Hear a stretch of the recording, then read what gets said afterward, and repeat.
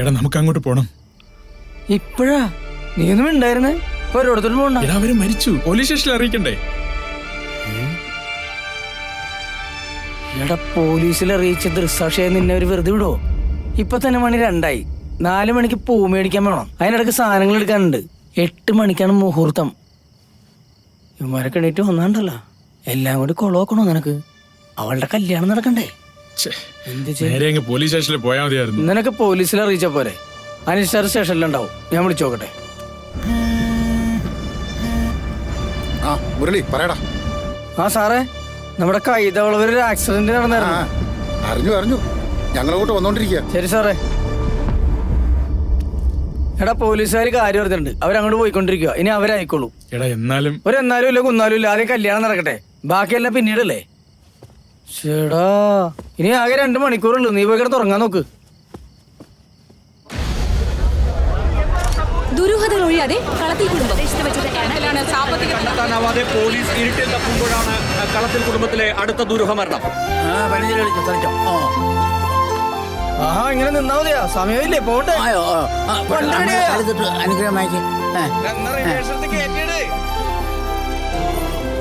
അടങ്ങിയില്ലേ?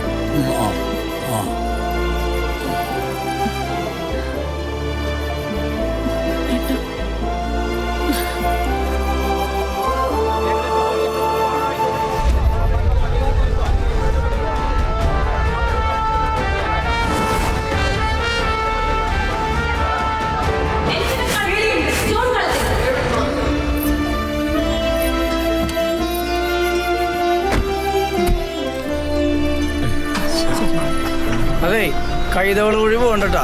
അവിടെ ഇപ്പോഴും പോലീസും ബഹളമൊക്കെ തന്നെയാ. പെങ്ങന്മാരെ കെട്ടിച്ചിടുമ്പോ ഒരു സമാധാനം അല്ലടാ. എടാ സ്റ്റേഷനിൽ പോയി പറയണ്ടേ?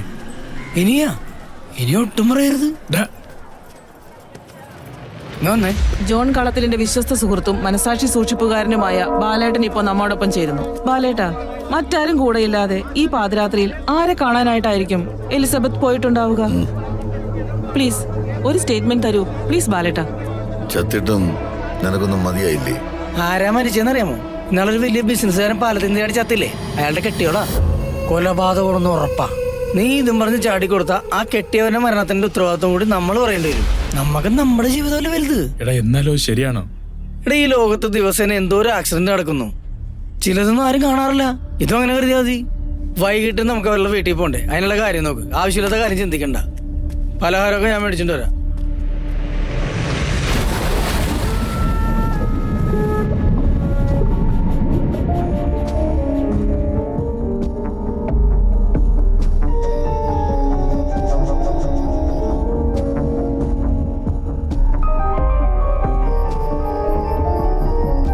ഇനി കുറച്ചാൾ നമുക്ക് ഇവിടെ തന്നെ ആയിരിക്കും ഡ്യൂട്ടി. ആ കൊച്ചിന്റെ കാര്യം ഓർക്കുമ്പോഴാ കഷ്ടം. മോളെ, ഭക്ഷണം വിളമ്പി വെച്ചിട്ടുണ്ട്, ഒന്ന് കഴിക്കും.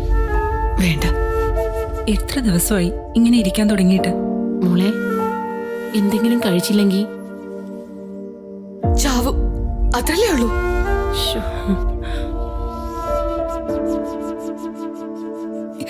ഇനി ഞാൻ മാത്രമായിട്ട് എന്തിനാ ജീവിച്ചിരിക്കുന്നത്?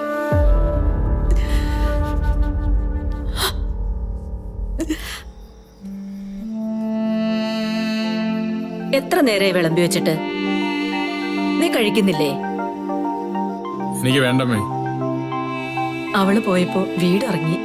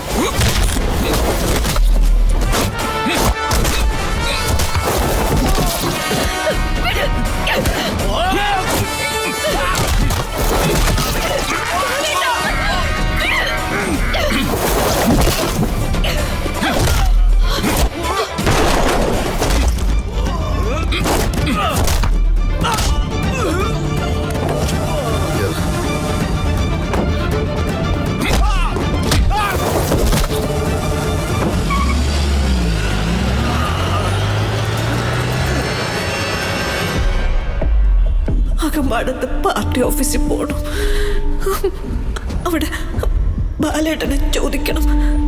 എല്ലാത്തിന്റെ അവസാനം 7 Hills ആണ്. എടാ ഹേമന്തേ, എന്ത് പറ്റി? ഒന്നുമില്ലടാ.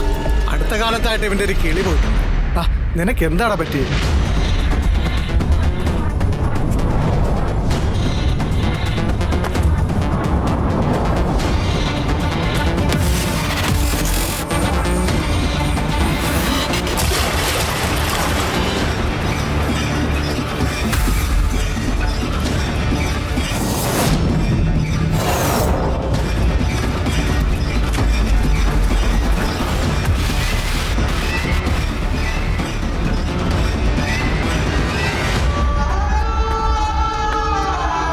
മണി, ഗേറ്റ് തുറക്കണം.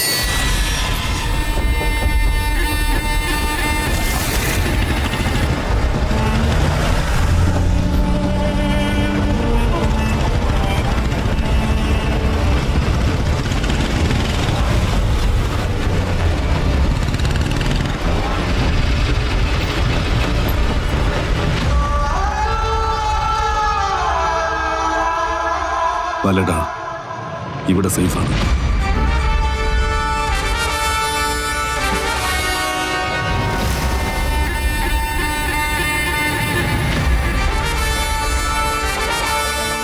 ഇവൻ നമ്മുടെ കറുപ്പമൂപ്പന്റെ മോന പൊന്നൻ.